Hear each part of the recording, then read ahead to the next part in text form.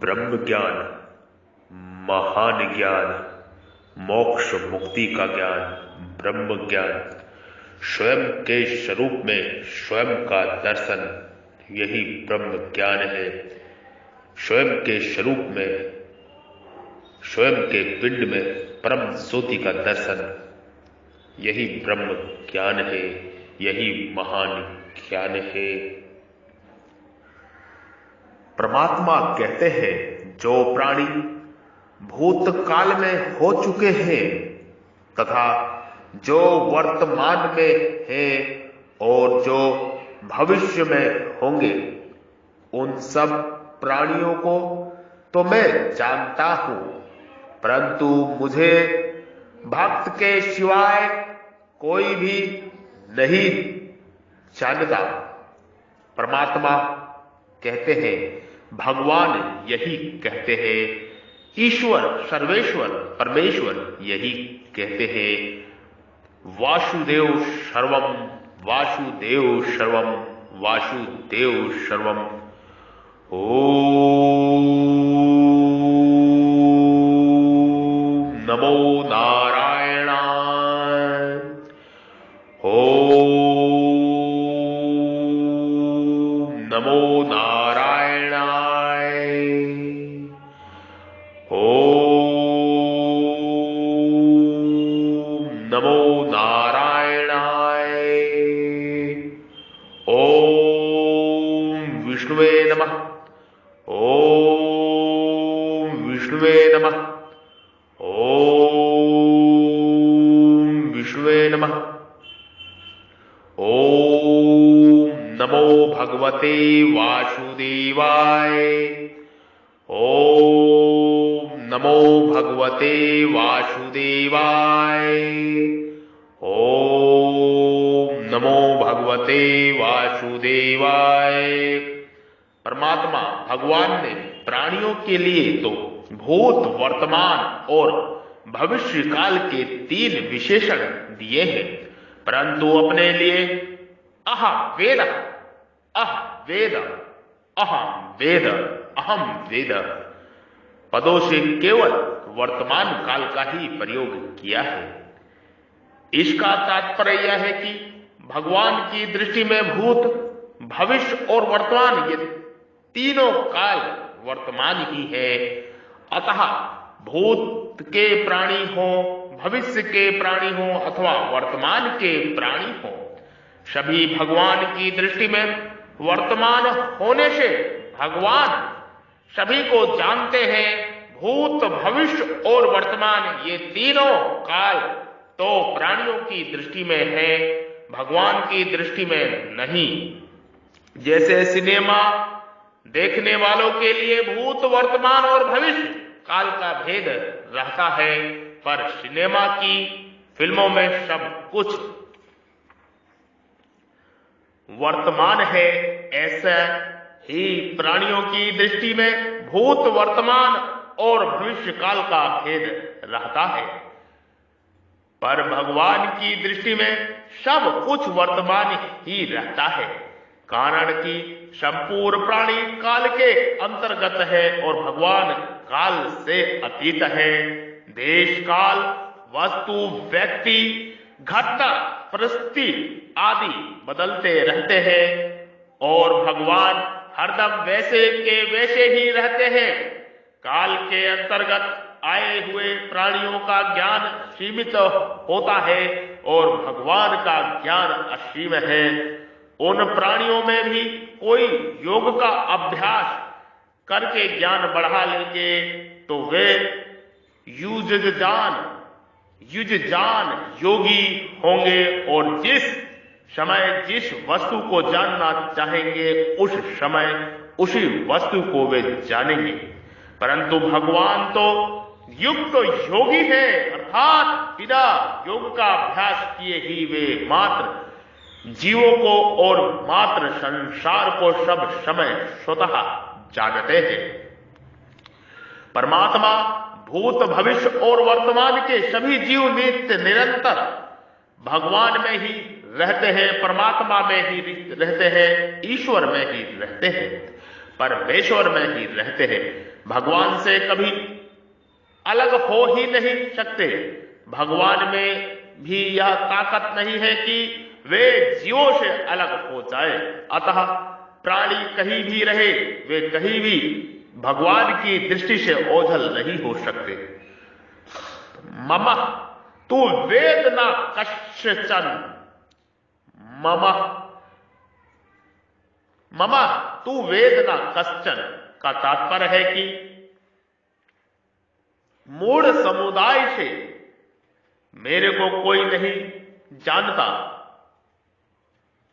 अर्थात जो मेरे को अज और अविनाशी नहीं जानते, प्रत्युत मेरे को साधारण मनुष्य जैसे जन्मने मरने वाला मानते हैं, उन मूढ़ में से मेरे को कोई नहीं जानता, पर मैं सबको जानता हूं। जैसे बांस की चिक दरवाजे पर लटका देने से भीतर वाले तो बाहर वालों को पूर्णता देखते हैं, पर बाहर वाले केवल दरवाजे पर टंगी हुई चिक को ही देखते हैं, भीतर वालों को नहीं। ऐसे ही योग माया रूपी चिक से अच्छी तरह से आवृत होने के कारण भगवान को मूढ़ लोग नहीं देख पाते, पर भगवान सबको देखते हैं।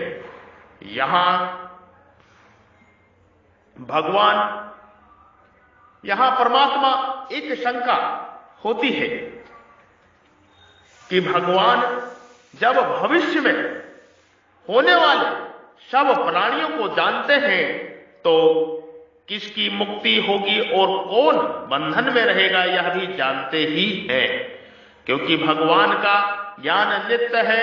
अतः वे जिनकी मुक्ति जानते हैं उनकी तो मुक्ति होगी, और जिनको बंधन में जानते हैं वे बंधन में ही रहेंगे। भगवान की इस सर्वज्ञता से तो मनुष्य की मुक्ति प्रतंत हो गई, मनुष्य के प्रयत्न से साध्य नहीं रही। ये संशय हुई, ये शंका हुआ। इसका समाधान यह है, इस शंका का समाधान यह है कि भगवान ने अपनी तरफ से मनुष्य को अंतिम जन्म दिया है। अब इस जन्म में मनुष्य अपना उद्धार कर ले अथवा पतन कर ले, यह उसके ऊपर निर्भर करता है। मनुष्य अपना उद्धार कर ले या अपना पतन कर ले, या नरक में जाए या स्वर्ग में जाए या परमात्मा को प्राप्त करे, मनुष्य के ऊपर। मनुष्य स्वतंत्र है, जीव स्वतंत्र है। परमात्मा ने जीव को स्वतंत्र कर रखा है, भगवान ने जीव को स्वतंत्र कर रखा है। उसके उद्धार अथवा पतन का निर्णय भगवान नहीं करते। भगवान किसी के उद्धार और पतन का निर्णय नहीं करते। जीव को परमात्मा ने, भगवान ने स्वतंत्र कर रखा है। भगवान यह कहा आए हैं कि बहुत जन्मों के इस अंतिम मनुष्य जन्म में जो सब कुछ वासुदेव ही है, ऐसा मेरे शरण होता है, ऐसे परमात्मा की शरण होता है। अंतिम मनुष्य जन्म है ये समझने का विषय है, जानने का विषय है। जो सब कुछ वासुदेव ही है, ऐसा मेरे शरण होता है, ऐसे परमात्मा की शरण होता है, वह महात्मा दुर्लभ है। इसका तात्पर्य यह हुआ कि मनुष्य शरीर में संपूर्ण प्राणियों को यह स्वतंत्रता है कि वे अपने अनंत जन्मों को संचित कर्म समुदाय का नाश करके भगवान को प्राप्त कर सकते हैं, अपनी मुक्ति कर सकते हैं। अगर यही माना जाए कि कौन सा प्राणी आगे किस गति में जाएगा, ऐसे भगवान का संकल्प है, तो फिर अपना उद्धार करते हुए मनुष्य की स्वतंत्रता ही नहीं रहेगी। और ऐसा करो, ऐसा मत करो, या भगवान संत शास्त्र गुरु आदि का उपदेश भी व्यर्थ हो जाएगा।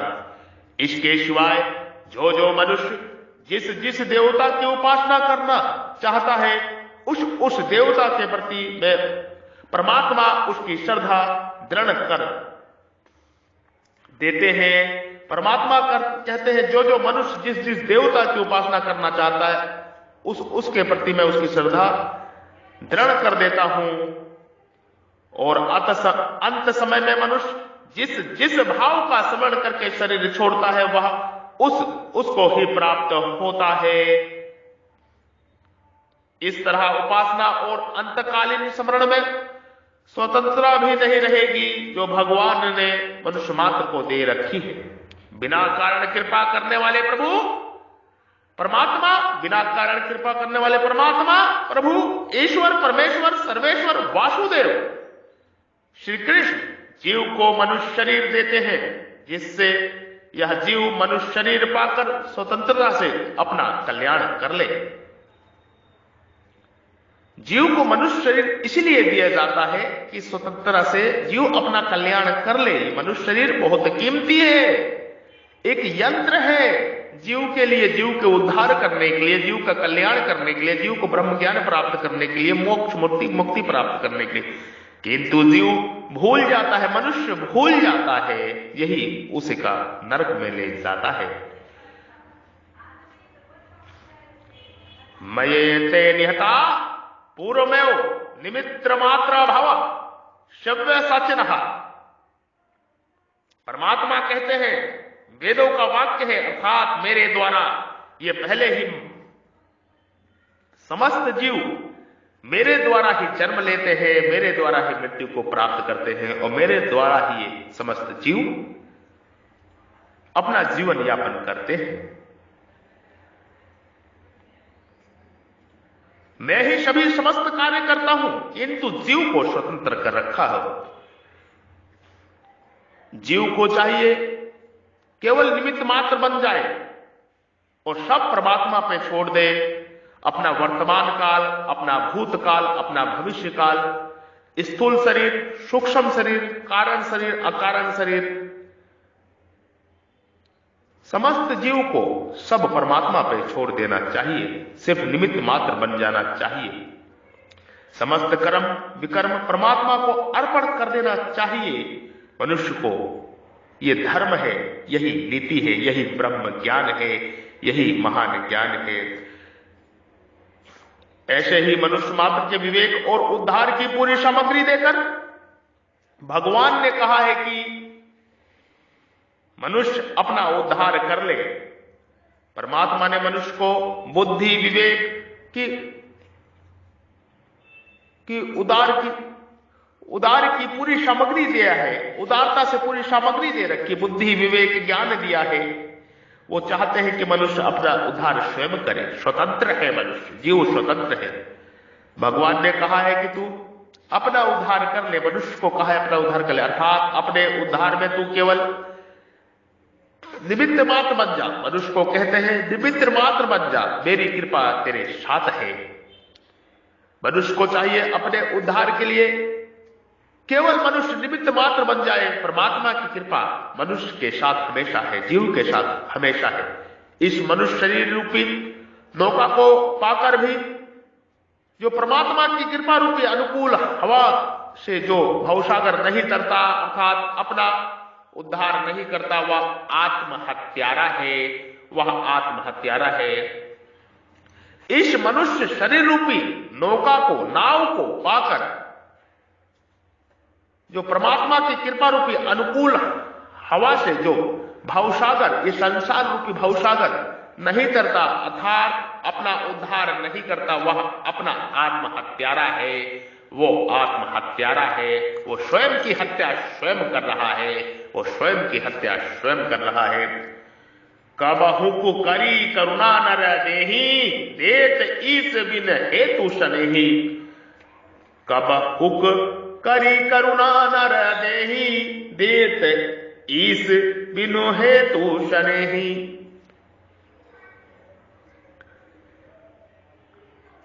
स्वयं को हत्यारा नहीं करना, स्वयं की हत्या नहीं करना चाहिए। भगवान ने कहा है कि जो परमात्मा को सब जगह समान रीति से परिपूर्ण देखता है, वह अपनी हत्या नहीं करता, इसलिए वह परम गति को प्राप्त होता है। इससे यह सिद्ध हुआ कि मनुष्य शरीर प्राप्त होने पर अपना उद्धार करने का अधिकार, सामर्थ, समझ आदि पूरी सामग्री मिलती है।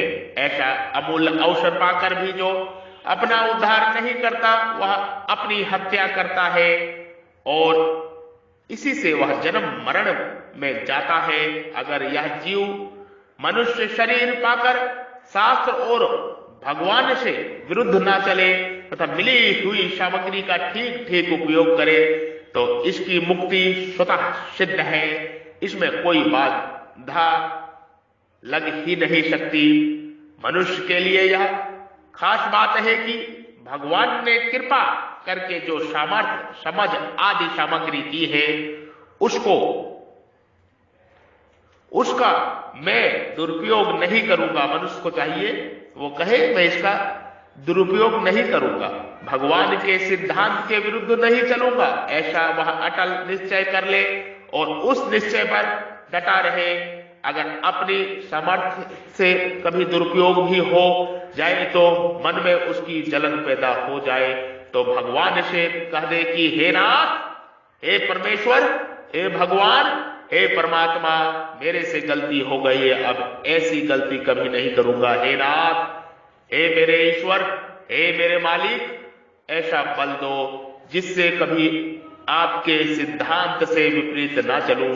तो उसका प्रायश्चित हो जाता है और भगवान से मदद मिलती है। मनुष्य की सामर्थ्य दो तरह से होती है। एक असमर्थ या होती है कि वह कर ही नहीं सकता। जैसे किसी नौकर से कोई मालिक यह कह दे कि तुम इस मकान को उठाकर एक मील तक ले जाकर रख दो तो वह यह काम कर ही नहीं सकता।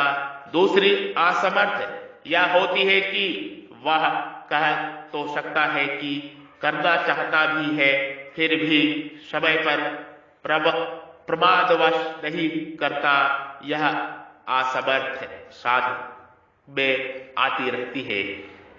इसको दूर करने के लिए साधक भगवान से कहे कि हे नाथ, हे परमेश्वर, हे ईश्वर, हे सर्वेश्वर, हे वासुदेव, हे परमात्मा, मैं ऐसा प्रमाद भी कभी न करूं, ऐसी मेरे को शक्ति दो। भगवान की ही दी हुई स्वतंत्रता के कारण भगवान ऐसा संकल्प कभी कर ही नहीं सकते कि इस जीव के इतने जन्म होंगे। इतना ही नहीं, चर अचर अनंत जीवों के लिए भी भगवान ऐसा संकल्प नहीं करते कि उनके अनेक जन्म होंगे। हाँ, यह बात जरूर है कि मनुष्य के सिवाय दूसरे प्राणियों के पीछे परंपरा से कर्म फलों का तांता लगा हुआ है जिससे वे बार बार जन्मते मरते रहते हैं। ऐसी परंपरा में पड़े हुए जीवों से कोई जीव किसी कारण से मनुष्य शरीर में अथवा किसी अन्य योनि में भी प्रभु के चरणों की शरण हो जाता है तो भगवान उसको अनंत जन्मों के पापों को नष्ट कर देते हैं। कोटि विप्र बद लगाऊ जायु, कोटि विप्र बद लगही जाहू, आए शरण तजऊ नहीं ताहू, सन्मुख होए जीव मोहि जबहि, जन्म कोटि अगन सहे तबहि।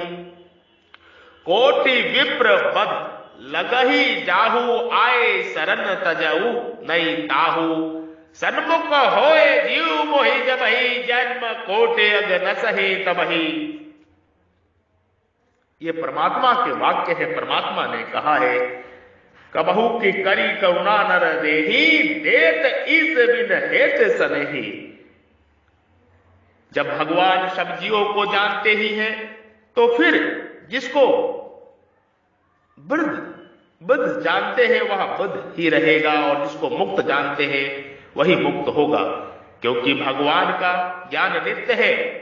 यह शंका वस्तु, संसार, सत्ता और महत्ता को लेकर हमारी दृष्टि में है। वास्तव में भगवान और महात्मा दोनों की ही दृष्टि में संसार नहीं है, प्रत्युत केवल भगवान ही है। वासुदेव सर्वम, वासुदेव सर्वम, वासुदेव सर्वम। संत, महात्मा, ऋषि, ब्रह्म ऋषि, महर्षि, ज्ञानी जन की दृष्टि में सिर्फ वासुदेव ही है, संसार रूपी माया है ही नहीं। हमने ही अहम के कारण संसार को सत्ता और महत्ता दे रखी है। इसलिए भगवान हमारी भाषा में भूत भविष्य वर्तमान की बात कहते हैं। अगर वे हमारी भाषा में नहीं बोलेंगे तो हम समझेंगे कैसे? जैसे हमें अंग्रेजी भाषा सिखाने वाला अगर अंग्रेजी भाषा में ही बोले तो हम अंग्रेजी सीख ही नहीं सकेंगे। भगवान का ज्ञान नित्य है, सब कुछ भगवान के ज्ञान के अंतर्गत है। उनके ज्ञान बाहर कुछ भी नहीं है, उनके ज्ञान के बाहर कुछ भी नहीं है। वही परम ज्ञान है, वही मोक्ष मुक्ति का ज्ञान है। भगवान के ज्ञान में उनके सिवाय कुछ नहीं है। जीव ने ही अहम के कारण अज्ञान से जगत को धारण कर रखा है। ये धर्म धरेत्य जगतः अतः बंधन और मोक्ष जीव के ही बनाए हुए हैं। तत्व से न बंधन है न मोक्ष है, किंतु केवल परमात्मा ही है, परमात्मा ही है, परमात्मा ही है। कोई भी काल स्थायी नहीं है, कोई भी काल स्थायी नहीं। ना भूतकाल सदा रहता है, ना वर्तमान सदा रहता है और ना भविष्य सदा रहता है। पर भगवान सदा रहते हैं। जैसे भूतकाल और भविष्य काल कभी नहीं है, ऐसे ही वर्तमान काल भी नहीं है। भूतकाल और भविष्य काल संधि को ही वर्तमान काल कह देते हैं। प्राणी अर्थात वर्तमान समीप्य भी वर्तमान की तरह होता है। जैसे भूतकाल लेकर कहते हैं कि मैं अभी आया, और भविष्य काल का लेकर कहते हैं कि मैं अभी जा रहा हूं। यह वर्तमान समीप्य है। वास्तव में वर्तमान समीप्य को ही वर्तमान काल कह देते हैं। अगर वर्तमान काल वास्तव में होता तो वह कभी भूतकाल में परिणित नहीं होता। वास्तव में काल वर्तमान नहीं है, प्रत्युत भगवान ही वर्तमान है। तात्पर्य है कि जो प्रतिक्षण बदलता है वह वर्तमान नहीं है, प्रत्युत जो कभी नहीं बदलता वही वर्तमान है, वही वर्तमान है, वही वर्तमान है। इसलिए भगवान ने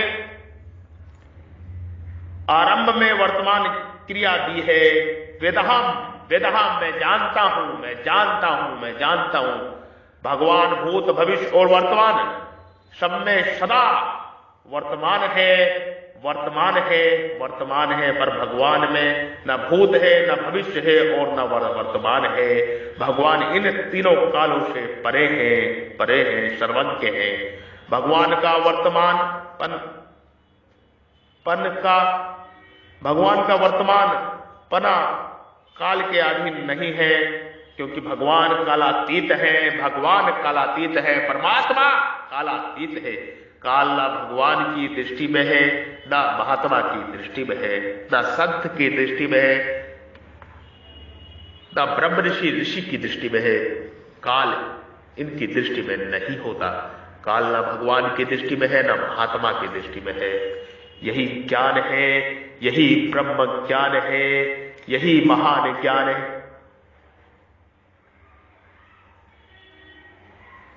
परमात्मा भगवान ने यह कहा है कि मुझे कोई नहीं जानता, तो भगवान ना जानने में मुख्य कारण क्या है? परमात्मा को जानना ही सर्वज्ञ है, परमात्मा को ही जानना ही सर्वज्ञ है, परमात्मा को ही जानना सर्वज्ञ है, परमात्मा को ही जानना सर्वज्ञ है। ना प्रलय है और ना उत्पत्ति है, ना बद्ध है और ना साधक है, ना मोक्ष है ना मुक्त है। यही परमात्मा अर्थात वास्तविक तत्व है। ना प्रलय है और ना उत्पत्ति है, ना वृद्ध है और ना साधक है, ना मोक्ष है और ना मुक्त है। यही परमात्मा अर्थात वास्तविक तत्व है, यही परम तत्व है, यही ब्रह्म ज्ञान है, यही महान ज्ञान है। मैं ब्रह्म ऋषि महाऋषि बद्री विशाल योगी श्री आपके हृदय रूपी मंदिर में विराजमान परब्रह्म परमेश्वर ईश्वर को मैं प्रणाम करता हूं, नमस्कार करता हूं। कृपा मेरा नमस्कार प्रणाम स्वीकार करें। प्रेम सहित जो ब्रह्म आपके हृदय रूपी मंदिर में विराजमान है, जो परम ज्योति के स्वरूप में विराजमान है, उस परम ज्योति परम तत्व परम ब्रह्म को मैं प्रणाम करता हूं, जो आपके हृदय रूपी गुफा में विराजमान है, बैठा हुआ है। उस परम तत्व को, परम ज्योति को प्रणाम करता हूं। कृपया मेरा प्रणाम नमस्कार स्वीकार करें। श्री कृष्ण राधा, श्री कृष्ण राधा, श्री कृष्ण राधा, श्री कृष्ण राधा। ओम तत्सत, ओम तत्सत, ओम तत्सत। ब्रह्म ज्ञान, महान ज्ञान, मोक्ष मुक्ति का ज्ञान। साधु साधु, नमो नमः। जय हो, जय हो। ओम